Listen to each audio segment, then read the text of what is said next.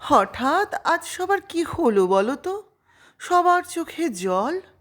আমার ছবির সামনেও আজ কত কিছু। ওই যে সাজানো জলের গ্লাস, বড় অবাক লাগছে আমার। বিস্ময়ও লাগছে, কি এমন হলো যে আমাকে সবার এত মনে পড়ে গেল। সেদিন বেশি দূরে নয়, যেদিন রান্না সেরে কলসিতে হাত দিয়ে দেখি জল নেই। বড় ক্লান্ত ছিলাম। তোমায় একটু জল আনতে বলেছিলাম। তুমি বললে, পুকুরে যাও, ডুবে মরো, জলের অভাব হবে না। আজ কেন দিলে? তুমি কি বুঝতে পেরেছ আমি আর জল খাই না? ওটা কি দেখছি? লাল ঢাকাই। আহা, বড় স্বাদ হয়েছিল লাল ঢাকাই পরে এবার অঞ্জলি দেব। কিন্তু কিন্তু করে বাছা তোকে বলেই ফেললাম। তুই বললি, না, কি করে দেব?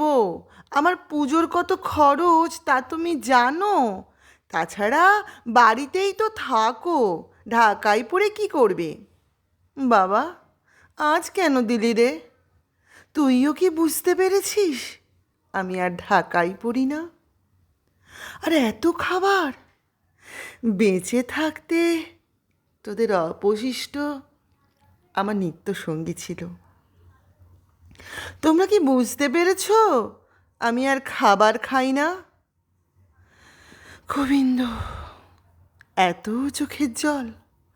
আহা, কত লোক এসেছে বাড়িতে, যেন চাঁদের হাট বসেছে।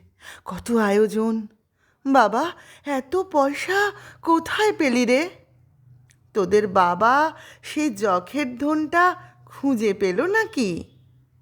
অথচ সেদিন যখন আমি বললাম আমার খুব কষ্ট হচ্ছে, আমাকে ওষুধ দাও, আমাকে আমাকে একটু ওষুধ দাও, তোমরা বললে আমার সব মনের রোগ। তোমরা কি বোঝুনি রোগটা মন থেকে শরীরে ছড়িয়ে গেছে? না বুঝতে চাওনি? তবে আজ কেন চাইছো?